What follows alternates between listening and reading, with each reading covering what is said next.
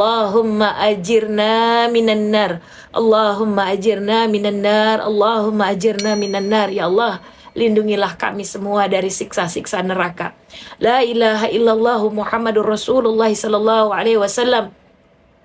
Allahumma inna nas'aluka bi asma'ikal husna wa sifatikal ulya bi anni ushidu annaka antallah la ilaha illa anta al-ahadus samad lam yalid wa lam yulad wa lam yakul lahu kufuwan ahad. Allahumma ighfir lana.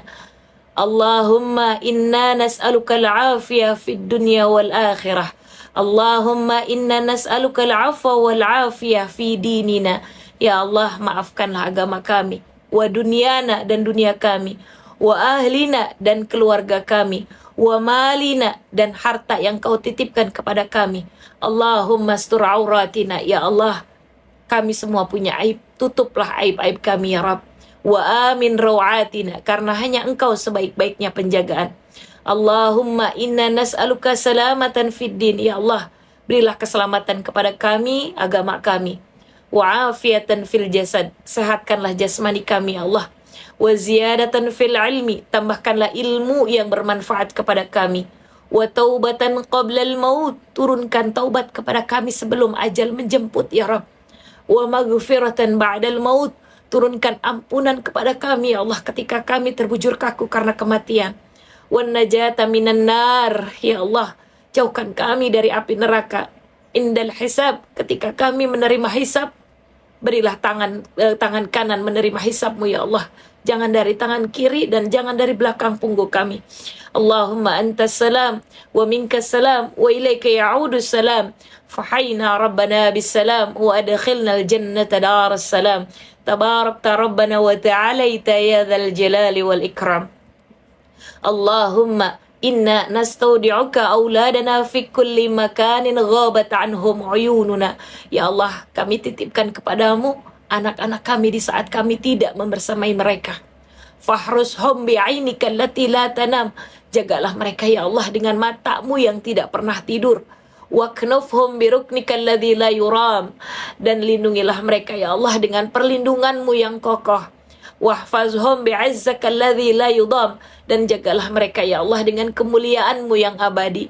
Waqlahum bil laili wan nahar, dan lindungilah mereka ya Allah di waktu malam dan siang hari. Wahdihim wasaddidhum, berilah mereka petunjuk ya Allah dan bimbinglah mereka ke jalan yang benar. Wa aghnihim wa as'idhim, cukupkanlah mereka ya Allah dan bahagiakanlah mereka. Wa'afihim wa'fu anhum, dan berilah mereka kesehatan dan maafkan atas kesalahan mereka. Warzuqhum husnal khisal, karuniakan kepada mereka ya Allah akhlak yang paling mulia, yang paling baik dan paling bagus. Rabbana hablana min azwajina wa dhurriyyatina qurrata a'yun waj'alna lil muttaqina imama. Rabbana zalamna anfusana wa illam taghfir lana wa tarhamna lanakunanna minal khasirin. Rabbana atina fid dunya hasanah wa fil akhirati hasanah wa qina adzaban nar. Subhana rabbika rabbil izzati amma yasifun wa salamun alal mursalin walhamdulillahi rabbil alamin. Al-Fatihah. Baca a'udzubillahi minasyaitonir rajim. Bismillahirrahmanirrahim. Alhamdulillahi rabbil alamin, arrahmanir rahim, maliki yaumiddin. Iyyaka na'budu wa iyyaka nasta'in. Ihdinas siratal mustaqim, siratal ladzina an'amta 'alaihim ghairil maghdubi 'alaihim waladdallin. Amin. Amin ya Allah ya rabbal alamin. Izin Kak saya sampaikan dalil yang tadi saya sampaikan itu ada di kitab Al-Islamiyah. Jadi seluruh para pemuka agama membenarkan dalil itu dan mengatakan doa itu adalah doa yang sahih. Jika teman-teman memintanya dengan cara yang benar, artinya berusaha untuk punya wudhu, pakai jilbab gitu ya. Meminta dengan doa itu, jika berdoa dengan doa itu, tidak mungkin Allah tolak. Dan jika meminta, pasti Allah akan berikan. Apa itu bacaan doanya? Bismillahirrahmanirrahim. Tadi ada ya yang sudah saya bacakan. Allahumma. Ya, yang tadi Allahumma. Kalau ini berarti untuk diri saya, karena tadi kita bareng-barang saya baca inna. Allahumma inni as'aluka bi asma'ikal husna wa sifatikal ulya bi anni asyhadu annaka antallah la ilaha illa anta al-ahadus samad lam yalid wa lam yulad wa lam yakul lahu kufuwan ahad. Allahumma ghfirli. Itu doanya. Itu adalah doa yang dibaca pada saat satu orang pemuda lalu didengar sama Nabi, dan ini doanya diijazahkan langsung dari Nabi Muhammad sallallahu alaihi wasallam. Ya. Oke. Kalau buat sendiri itu ni. Kalau na itu buat rame-rame. Ya kah? Ulang Neng, belum ditulis. Insya Allah nanti kalau memang jadi teman-teman mau doa apapun, ini Nabi Muhammad SAW yang membuatkan. Insya Allah nanti saya pengen sekali saya buatkan doa itu, ya. Insya Allah nanti Insya Allah saya buatkan doa itu. Saya suka baca itu, ya. Mungkin teman-teman gak hafal, atau ada yang sudah hafal, ya kak. Insya Allah nanti saya buatkan. Insya Allah selesai saya live streaming. Insya Allah Ta'ala, ya. Oke, saya buatkan video TikToknya insya Allah. Ya, oke, insya Allah. Ya, kalau memang belum hafal, insya Allah. Karena itu dalilnya sahih dan benar-benar nyata. Jadi, setiap saya habis live streaming, baca Al-Quran, doa itu selalu saya bacakan. Dan Masya Allah Ta'ala, apa yang saya minta, ya. Karena ketika kalian berdoa dengan cara doa yang benar, Allah akan jawab. Itu dalilnya. Nanti saya kasih semua dalilnya. Ya. Oke. Tolong ditulis Umi, insya Allah nanti saya buatkan video TikToknya. Teman-teman nanti lihat aja di video TikTok saya. Mungkin selesai live streaming, saya akan kasih dalilnya dari mana, dari kitab apa. Teman-teman boleh nanti hafalkan itu. Ya, hafalkan doa itu. Doa yang gak akan pernah Allah tolak.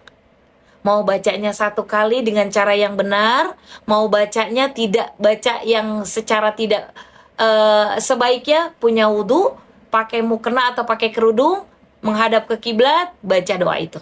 Ya, insya Allah. Ya kak? Jadi video TikTok saya itu kak, sebagian besar adalah hal kebaikan. Sebagian besar semua kebaikan tentang Al-Quran, tentang dalil hadis yang sahih gitu ya. Oke? Sama artinya sekalian ya Mi, insya Allah. Jadi intinya tuh, saya bersaksi ushidu annaka antallah. Hanya engkau ya Allah. Jadi ceritanya itu ada satu orang pemuda yang ketika dia tuh punya banyak dosa, ketika dia itu punya masalah berat, tapi dia sedang berdoa, lalu didengar sama Nabi, lalu disematkan, intinya kayak gitu, disematkan, dijadikan bahwa itu adalah dalil yang sahih, yang langsung datangnya dari Nabi Muhammad SAW. Ya, dalam keadaan haid boleh berdoa itu. Ya, boleh berdoa. Oke ya. Oke. Boleh berdoa kak, karena itu buat doa, sekedar doa aja biar kakak bisa lebih tenang. Ya kak, misalnya kakak minta sesuatu apa nih, abis baca doa itu, di akhir kata kakak Allahumma gfirli, ya Allah maafkan saya. Atau ya Allah, ya Razak beri saya rizki yang halal. Di akhir selesai itu kakak boleh berdoa apapun itu. Ya. Saya sudah mengamalkannya Mi, Masya Allah Ta'ala. Lagi haid gak apa-apa kakak baca doa itu, karena itu doa, bukan baca Al-Quran. Ya, dipakai buat zikir, benar kak, bisa. Zikir itu kan mengingat Allah. Berapa kali bacanya? 1 kali sekalipun, tapi bacanya dengan benar, insya Allah Ta'ala. Ya, Alhamdulillah tanpa ilmu ya Mi, ya amin. Mi tolong lagi ulang Mi, telat. Nanti saya buatkan video TikTok insya Allah ya.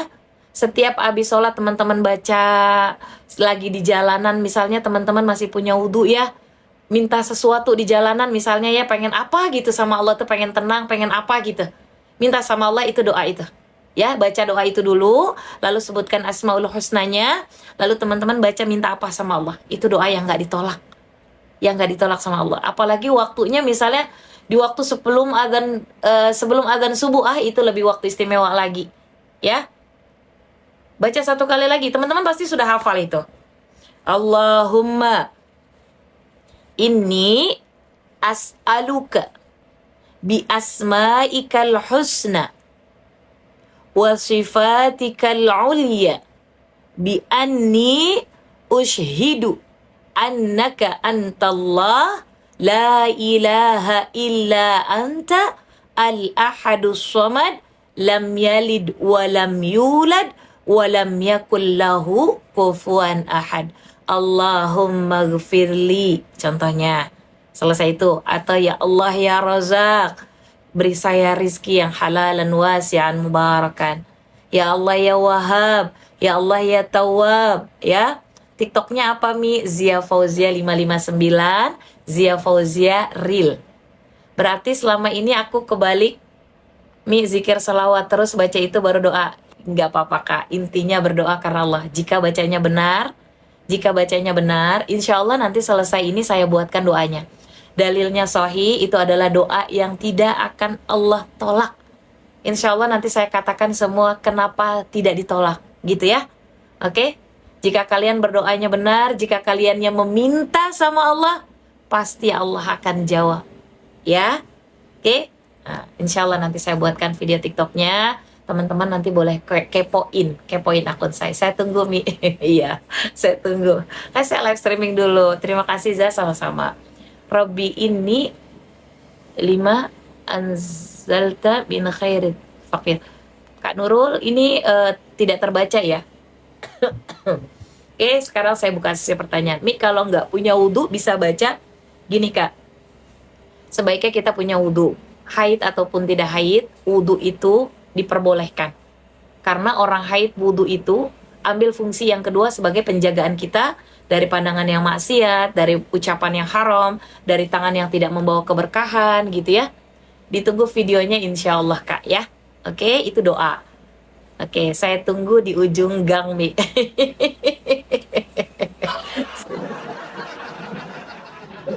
Kayak jilbab model gitu, Umi kelihatan muda banget. Ini jilbab tuh gini Kak. Saya tuh kan jarang kemana-mana ya. Saya selalu adanya ya entah di rumah, entah pokoknya jarang saya kemana-mana. Saya lebih dominan sebagai nyonya, nyapu, nyuci, nyetrika, itulah nyonya, ya kan? Jadi jilbab yang saya pakai saya taruh, nanti siang pakai yang mana, sore pakai yang mana ya begitu. Nanti kalau udah 1 minggu baru saya cuci gitu, ya. Waalaikumsalam warahmatullahi wabarakatuh. Kita sudah ngebahas surat At-Taubah tadi ya. Nah, oke. Sudah ngebahas surat At-Taubah. Yang sudah saya sampaikan, surat At-Taubah itu terdiri dari apa aja. Dan jika teman-teman kemarin pun sudah saya sampaikan, mau hati tenang, mau doa itu mudah dijawab sama Allah, itu bagaimana caranya udah saya sampaikan ya. Oke. Nyuci sendiri Mi? Iya Kak, saya nyuci sendiri. Saya tuh mencucinya begini nih, kalau teman-teman mau ikutin, jadi gini, pakaian itu kan kita nggak tahu ya, pakaian itu udah terkena najis dari pipis ataupun tidak. Kalau cara mencuci saya, oke, lain dari topik nggak apa-apa Kak, saya di sini boleh bertanya apapun, ya, oke. Saya rendam dulu pakaian itu, oke. Setelah saya rendam, saya bersihkan yang kira-kira itu kotor, entah saya sikat, saya sikat. Saya selalu beli sabun colek buat nyikat yang benar-benar kotor. Setelah saya rendam beberapa lama, baru saya gilingan pertama itu untuk mengeluarkan najis. Gilingan yang kedua untuk kebersihan. Jadi saya pengen pakaian yang saya pakai pun bawa keberkahan gitu. Gitu ya. Itulah saya. Kalau ditanya nyuci sendiri ya kan saya nyonya, nyapu, nyuci, nyetrika, saya melakukan semua sendiri. Saya masak, ya itulah saya. Gitu ya. Mi, baca doa sambil lihat catatan doa boleh. Ya udah lama ya live-nya, telat aku. Iya Kak, saya sudah ngebahas Al-Quran udah dari tadi ini. Ulangin Mi biar sepotong aku tulis. Saya juga nyuci sendiri, iya dong Kak. Nanti saya buatkan video TikToknya. Insya Allah nanti saya buatkan video TikToknya ya. Lah aku langsung tak masuki mesin cuci Mi. Jangan, sebaiknya kita kan nggak tahu kalau kita pipis di luaran atau kita pipis di itu kena kecipratan gitu ya. Ulangi sekali lagi Mi please. Ya memang di mesin cuci, tapi saya rendam dulu. Saya rendam dulu. Jadi saya keluarkan dulu semua kotoran atau najis yang nggak bawa berkah itu. Saya rendam dulu, baru saya giling. Gilingan pertama itu untuk keluarkan segala najis, gilingan kedua itu buat yang bersih, atau bahkan sampai 3 kali saya giling. Ya, ini sepil hijabnya biasa kayak ini pasmina biasa. Saya pakai kerudungan dalam yang ketutup, bisa nutup leher sampai dengan ke dada. Ini jilbab biasa. Jadi kita kalau jalan santai, gitu, nggak perlu ribet, udah tinggal selep aja gitu. Ya, saya nyuci, masak, jaga toko, ngepel juga borongan mie. Iya, itu namanya nyonya, Kak. Nyonya itu pahalanya setara sama jihad. Nyapu, nyuci, nyetrika, borongan. Yang jumbo bukan mie. Panjang sih, lumayan. Kalau cara pakainya begini, ketutup sampai dengan dompet mozzarella. Kalau pakai caranya kayak gini ya. Oke. Mie kalau cuci mukena yang bener gimana? Sama, Kak. Kakak rendam dulu, ya Kak. Khawatirnya misalnya kita ada najis dari batuk, ada najis dari lipstik, ya Kak. Kita nggak tahu bahan-bahan kimia itu terbuat dari yang bagaimana gitu ya. Semua saya rendam dulu kalau saya. Kalau di bagian kepala mukena itu saya sikatin dulu, baru saya giling. Kalau memang bisa digiling, kalau nggak bisa digiling saya kucek aja, tergantung bahannya. Kalau saya giling pertama, buang mie itu harus isi, kasih deterjen, bilas lagi, ya pokoknya seperti itu. Yang pertama itu direbus, apa namanya? Dimasukin dulu, saya rendam, bukan direbus, direndam, Kak. Mie kalau udah wudu boleh pakai hand body nggak, Mie? Kalau udah wudu boleh. Mie lipstiknya pakai lipstik apa, Mie? Ini kepo aja atau kepo banget? Saya pakai something, Kak. Produk saya kadang something, kadang produk saya pakai yang apa itu? Deck Skin. Boleh nggak mukena disatuin sama baju yang lainnya? Kalau saya pribadi, ya Kak, tergantung pakaian apa yang bisa saya gabung dengan mukena. Kalau kira-kira cuma hanya buat sekedar di rumah atau sekedar yang nggak terlalu kotor, saya bisa campur. Tapi kalau nggak, ya saya nggak. Saya nggak campur, saya bedain. Ini awalnya akadnya utang, ditagih, nggak dibayar-bayar, disedekahkan aja gimana? Yang penting Kakak niatnya ikhlas. Bersedekah karena Allah Subhanahu Wa Taala, jangan ditagih lagi. Ya, bisa jadi dia tidak membayar. Kita berpositif thinking, pertama dia nggak mampu untuk ngebayarnya. Yang kedua, dia tidak bayar itu karena dia berpikir, saya nggak ada uang, mau digimanain, gitu ya. Nah, yang ketiga, bisa jadi benar-benar dia nggak mau bayar, gitu. Ditagih terlebih dahulu, kalau memang dia tidak mampu, doakan supaya dia mampu untuk bayarnya. Semua yang dipakai Umi pada kepengen ya, Mi, nggak tahu juga saya gimana, emang begitu. Oke, nih dengarkan lagi. Sama Kak, cuci apapun saya rendam dulu. Nyaur utang tuh apa sih? Nyaur utang tuh bahasa apa itu? Mi minta doanya, warung saya rame, Mi. Ini lagi sepi-sepi mulu, Masya Allah Ta'ala. Kemarin udah saya kasih dalilnya ya Kak. Ini kita bahas kembali, mengingatkan diri saya dan mengingatkan banyak orang ya. Pengen bayar utang, pengen lunas hutang, pengen rezekinya itu lancar. Demi Allah saya katakan Kak, ya semua masalah pernah terjadi sama siapapun. Kalau saya diri sendiri, saya belum pernah minjem uang sama bank. Belum pernah saya, gitu ya. Tapi ketika benar-benar saya bersama teman saya dihadapkan dengan saat suatu hari itu istilahnya bisnisnya itu kurang lancar gitulah ya. Kayak teman-teman bertanya kan, jualan lagi nggak lancar kayak gitu. Nah, terus udah gitu saya nggak punya utang, tapi karena saya pernah kehilangan sesuatu, kalau teman-teman ingin melaksanakan silahkan ya Kak, ini dalilnya semua dalam Al-Quran. Oke? Nah, saya pernah kehilangan sesuatu, dan sesuatu itu bukan cuma 10 juta, 20 juta, 30 juta, bukan Kak. Masya Allah Ta'ala gede banget menurut saya gitu ya. Karena saya mengumpulkan uang itu pada saat itu benar-benar saya harus bisa ngumpulin gitu. Ternyata mungkin menurut Allah sedekah saya itu masih kurang gitu. Saya langsung sadar diri ketika uang saya hilang itu. Saya sadar diri, bukan menyalahkan orang lain, tapi saya sadar diri. Bisa jadi ada dosa yang belum termaafkan. Itu di kepala saya. Apapun dosa itu, wallahu alam, karena hanya Allah yang tahu. Gitu ya. saya dipaksa sama Allah, kehilangan uang itu bisa jadi uang itu untuk disedekahkan. Karena bersedekah itu berbuat kebaikan. Siapa yang berbuat kebaikan dalam Al-Quran akan menggugurkan dosa. Nah, itu begitu di surah keempat ya, 114. Ya sudahlah, saya meridoinya dengan cara saya kerja keras lagi. Tapi, saya berpedoman sama Abdurrahman bin Auf. Kakak tahu yang sudah saya ceritakan? Abdurrahman bin Auf, orang yang paling kaya di kota Madinah. Sepertiga uangnya, itu bisa dia buat bayarkan hutang orang-orang yang punya hutang.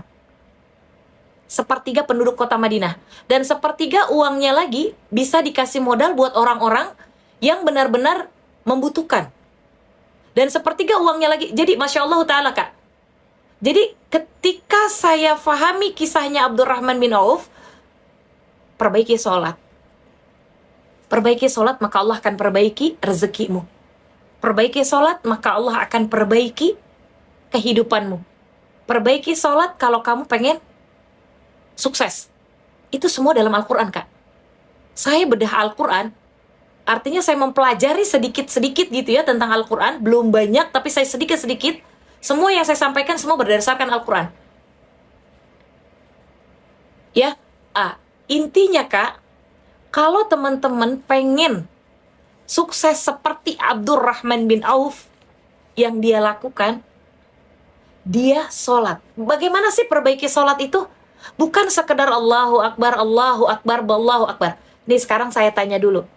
Teman-teman mau nggak saya sampaikan sedikit ya, nggak terlalu banyak. Abdurrahman bin Auf tuh sholatnya kayak gimana sih? Perbaiki sholat itu kayak gimana sih? Mau? Mau nggak saya kasih paham sedikit banyaknya? Mau nggak? Coba komen. Mau atau mau? Mau atau enggak? Kalau mau saya sampaikan. Kalau enggak,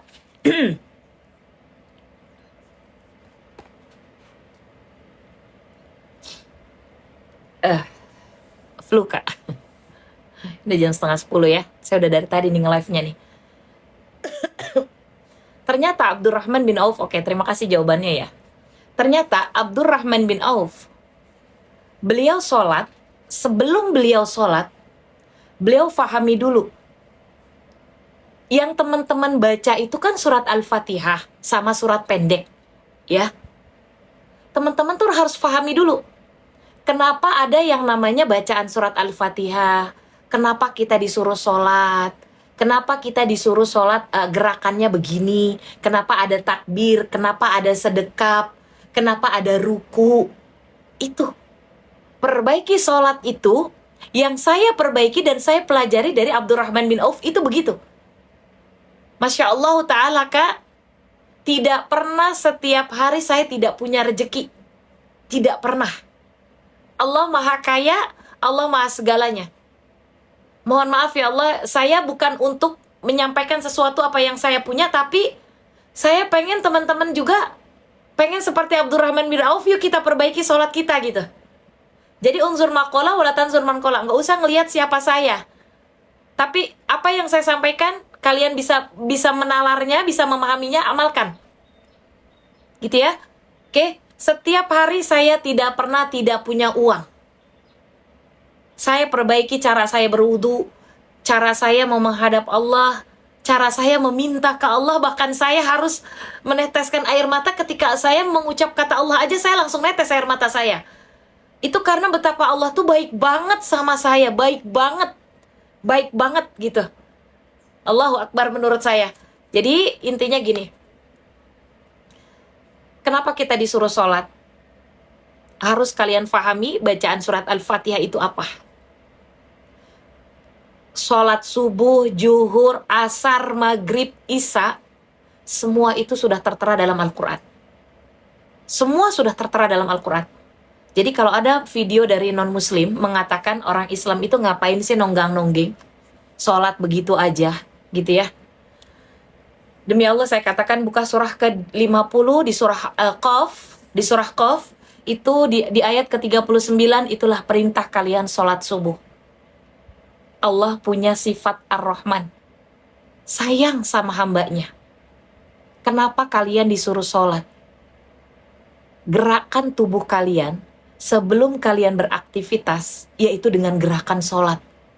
Karena nanti ketika kalian aktivitas, kalian gak akan cedera tubuhnya. Coba itu. Sholat subuh yang tidak terlambat, itu membuat tubuh kalian, otak kalian gak akan cedera. Allah sayang sama hambanya. Jadi nyesel kalau orang yang disuruh sholat itu gak mau tuh nyesel. Lalu sholat zuhur, lagi capek-capeknya, lagi ngantuk-ngantuknya. Kenapa kita disuruh sholat? Secara hormon kortisol kita, dari hormon aktivitas dari awal subuh itu ke zuhur, itu udah mulai melemah. Allah punya sifat Ar-Rahman. Allah punya sifat rasa kasih sayang sama hambanya. Supaya hambanya itu ketika lelah, tidak langsung makan dulu, istirahat. Tapi gerakkan tubuhnya dulu, supaya peragakan otot, peragangan tubuh, itu lewat sholat. Suruh gerakan dengan sholat. Bahkan orang yang qobliyah zuhur dan qobliyah ba'diyah zuhur, haramallahu jasadahu 'alan nar. Allah haramkan jasadnya dari api neraka. Lalu sholat asar. Oke, sholat zuhur itu perintahnya ada di surah ke-11 di surah Hud, di surah ke-11 di ayat 114. Diperkuat di surah Ar-Rum di surah ke-30 di ayat 17. Lalu sholat asar. Sholat asar itu yang memerintahkan Al-Quran juga, Kak. Ingat, Al-Quran la raiba fihi, gak ada keraguan di dalamnya. Ingat ya, Abdurrahman bin Auf, kalau pengen kaya seperti Abdurrahman bin Auf, kita dulu introspeksi. Kenapa kita disuruh sholat? Kita tanyakan dulu kenapa kita disuruh sholat. Lihat Abdurrahman bin Auf, udah kaya, masuk surga. Bayangin tuh, kaya masuk surga. Masya Allah ta'ala, Kak. Sholat asar, kakak boleh buka di sholat. Oke, sebentar, Kak. Sholat subuh itu di surah ke-24 di ayat ke-58, diperkuat di surat Ar-Rum di surah ke-30 di ayat ke-17. Sholat zuhur di surah ke-17 di ayat ke-78, lalu diperkuat juga di surat Ar-Rum. Sholat asarnya itu di surah Qaf di surah ke-50 di ayat ke-39, diperkuat lagi di surah Ar-Rum di surah ke-30 di ayat ke-18. Gitu ya. Perintah sholat itu semua ada dalam Al-Quran. Oke? Kenapa kita disuruh sholat asar? Asar tuh udah mulai capek. Hormon aktivitas kita udah mulai melemah. Tapi kata Al-Quran, kembalikan tubuhmu yang lemah. Punya semangat lagi untuk menjalankan aktivitas berikutnya sebelum kamu istirahat. Maka nanti akan menggerakkan jantung kamu, sistem metabolisme kamu akan menjadi baik ketika kamu menjalankan sholat asar. Lalu sholat maghrib. Siapa yang suruh sholat maghrib? Surah Hud di surah ke-11 di ayat 114. Diperkuat lagi di surat Ar-Rum. Ya, di ayat ke-17. Ketika hormon kortisol mulai menurun, kita dianjurkan untuk sholat maghrib jangan ditunda. Jangan ditunda. Kenapa? Karena tubuh yang udah mulai capek, suruh digerakkan, kata Allah. Allah punya sifat Ar-Rahman. Relaksasi tubuh kalian dengan gerakan sholat. Allah sayangkan sama kita. Bukan cuma sehat, tapi dikasih tenang, masuk surga, bisa kaya, perbaiki sholatmu. Bukan sekedar sholat. Ya. Ingat ketika kita sholat, Allah tuh sayang banget sama kita. Oke? Lalu sholat isya. Jangan langsung tidur, Kak. Jangan langsung tidur. Sebaiknya kakak sholat isya terlebih dahulu. Sebelum kalian tidur, kata Allah, sholat isya terlebih dahulu. Agar apa? Agar tubuh kamu merasa tenang, penutup seluruh aktivitas kamu, gerakkan tubuhmu. Metabolisme sistem tubuh kamu itu yang tadinya tegang jadi rileks ketika kamu sholat isya. Perintahnya ada di surah ke-24 di surah An-Nur di ayat 58. Ya. Perintah sholat isya. Masya Allah ta'ala, Kak. Oke. Secara medis, orang yang menggerakkan sholatnya, Allah tidak membuat kata-kata sholat itu untuk agama Islam. Perintah Allah terhadap hambanya itu tidak ada yang sia-sia. Tidak ada yang sia-sia. Ternyata ketika kita rutin melaksanakan sholat, sungguh rugi orang yang gak mau sholat, sungguh rugi. Ketika kita rutin melaksanakan gerakan sholat, ya Kak, oke, akan memberikan efek yang luar biasa terhadap kesehatan manusia, baik dari segi fisik maupun dari segi mental. Kalau mental kalian down, perbaiki sholat. Fisik kalian lemah, perbaiki sholat. Ya, kalau mau tenang, perbaiki sholat. Oke? Oke. Kenapa kalian disuruh berdiri ketika kalian sholat? Kita nyapu, kita nyuci, kita nyetrika, itu belakang punggung kita tuh nunduk. Maka kata Allah, tegakkan tubuhmu supaya tulang-tulang kamu yang bersusun tidak rata ketika kamu aktivitas. Ya, ketika kamu aktivitas, sholat itu bukan cuma sekedar olahraga. Kalau kita bisa memaknainya dari setiap gerakan, Masya Allah Ta'ala, Kak. Lihat Abdurrahman bin Auf, kaya, tidak sombong, masuk surga. Gara-gara dia perbaiki sholatnya. Oke? Tahajud sebaiknya tidur dulu. Karena tahajud itu arti dari kata tahajud, itu artinya tidur dulu. Ya? Oke? Ketika teman-teman berdiri tegak itu merupakan syarat sahnya sholat. Telapak kaki dibuka, 2 jengkal jaraknya, ratakan di bagian punggung, sejajar sama pinggul, supaya tulang susunan belakangnya itu menjadi baik dan rata. Itu berdiri. Karena kan kita setiap hari di depan laptop, kerja, melakukan aktivitas, punggung, pinggul. Sholat itu jangan langsung takbir, benerin dulu posisi berdirinya. Bahu, pinggul, sejajar sama telapak kaki menghadap ke kiblat, 2 jengkal jaraknya, sejajar sama bahu. Supaya tulang kalian yang ngerasa pegel, yang ngerasa nggak enak, sholat di kursi sama, posisi berdirinya ditegakin. Jangan agak begini, ditegakin. Tangan kan posisinya masih begini kan? Masih di samping paha kan? Kita takbir. Takbir, Kak. Jadi ketika teman-teman mau memperbaiki sholat, tolong pahami kenapa Allah suruh kita takbir. Allahu Akbar. Orang yang memperbaiki wudunya, maka Allah akan memperbaiki kekhusyuan ketika kalian sholat. Akbar itu jamak dari kata kabir. Kabir artinya besar. Bos kamu yang suka nyari gara-gara, suami kamu yang suka marah-marah, anak kamu yang sering bikin jengkel, ya, 2 jengkal, Kak, kakinya, sejajar dengan bahu, ya, Kak. Itu cuma kabir. Suami, anak, orang lain, siapapun dia yang suka bikin jengkel, itu cuma kabir, cuma besar. Tapi ketika kita sholat, serahkan semua yang buat kita jengkel ke Allah Subhanahu wa Ta'ala. Allahu Akbar. Lihat, Allah Maha Besar. Kalian bayangkan, Allah itu udah ngasih kita dari setetes mani, segumpalan darah menjadi daging. Lihat, Maha Besar Allah. Allahu Akbar. Bukan sekedar kalian bilang Allahu Akbar, Allahu Akbar, maknai di hati. Takriru fil lisan, ucapkan di lisan. Wa tarjamati fil aqal, kalian terjemahkan di dalam kepala. Lalu kalian katakan di hati, Allah Maha Besar. Allahu Akbar. Ketika teman-teman tangannya seperti ini, ya, Kak, oke. Ibu jari ini, jari tengah ini ada yang sejajar dengan daun telinga, ada yang sejajar dengan bahu. Kenapa gerakan takbir kayak begini? Gerakan takbir itu sama dengan gerakan pada saat kalian sujud, ya. Gerakan takbir sama dengan pada saat kalian sujud. Kenapa? Ketika kalian aktivitas, tangan biasanya kan nutup ketek.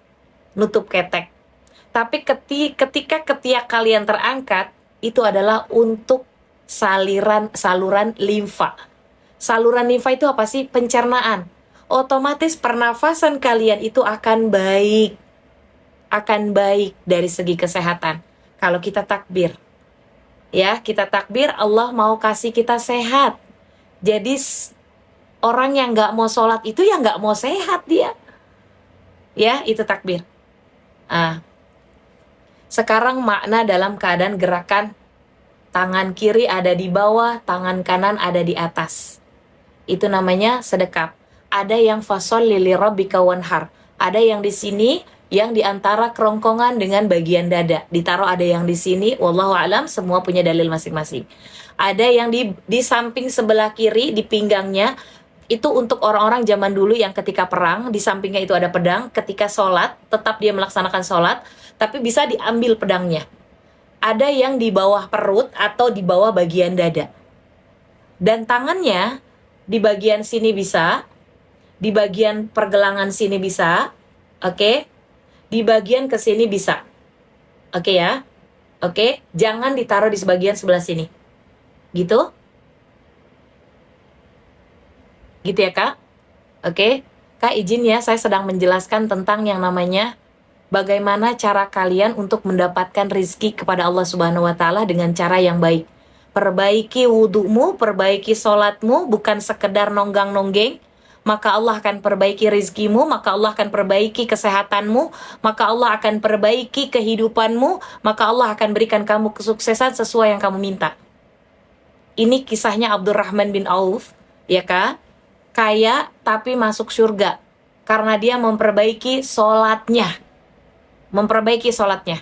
Ya, oke? Nah, jadi ketika teman-teman selalu bertanya bagaimana caranya saya mendapatkan rezeki, bagaimana caranya biar dagangan laku, perbaiki sholatmu.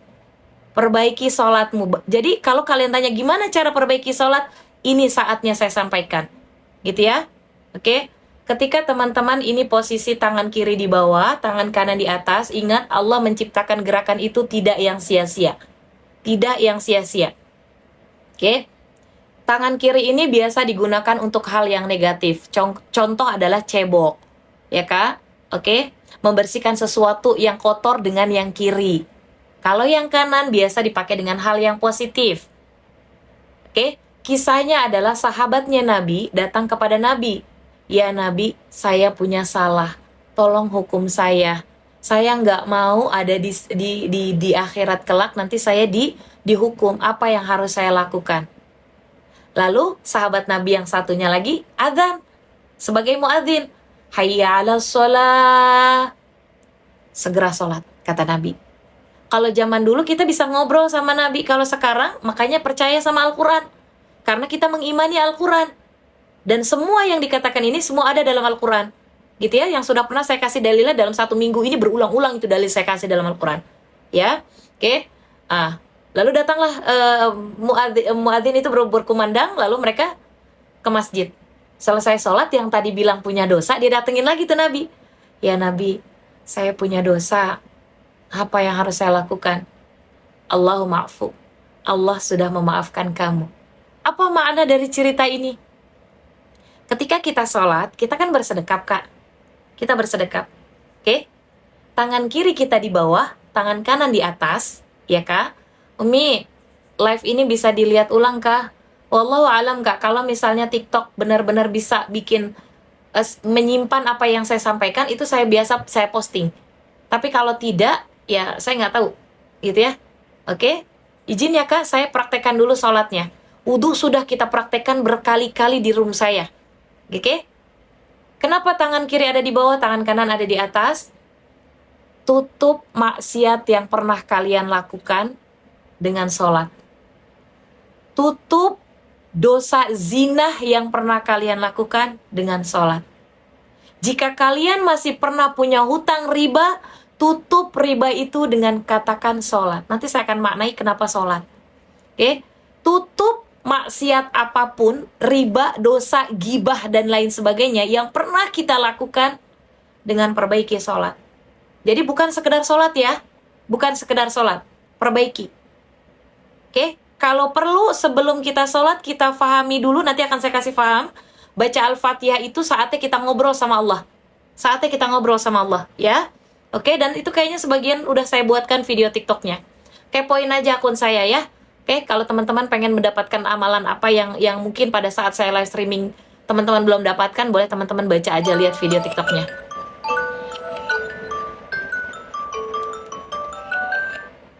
Oke, begitu ya. Oke. Jadi ketika teman-teman ngerasa punya banyak salah, punya banyak dosa, tutup. Tutup dengan sholat. Nah, saatnya ketika teman-teman membaca surat Al-Fatihah pada saat tangannya sedekap, ya, yuk kita baca. Oke, kita baca Al-Fatihahnya. Oke, misalnya tangan saya udah ada di perut ya, misalnya ya, tangan saya udah begini ya. Oke. Bismillahirrahmanirrahim. Yang mau keluar silahkan boleh ya Kak ya. Oke. Bismillahirrahmanirrahim. Dengan menyebut nama Allah yang maha pengasih lagi maha penyayang. Kak, kata Bismillahirrahmanirrahim. Ba, sin, mim, alif, lam, lam, ha. Ismun. Ismun itu nama. Nama Allah itu bersanding dengan kata ba. Ba itu Allah. Allah sedang menatap hambanya ketika dia membaca Bismillahirrahmanirrahim. Allah sedang menatap hambanya, Allah sedang memberikan kasih sayangnya, Allah sedang memberi apa yang diinginkannya. Bismillahirrahmanirrahim, dengan menyebut nama Allah yang maha pengasih lagi maha penyayang. Allah udah ngasih kita nafas, ngasih kita pendengaran, ngasih kita penglihatan, penciuman. Ya? Oke? Oke. Alhamdulillahirabbil alamin. Alif lam komariah dia terpisah, tapi maknanya menyatukan pujian Allah Subhanahu wa taala. Alhamdulillahi, li kepada Allah, ya.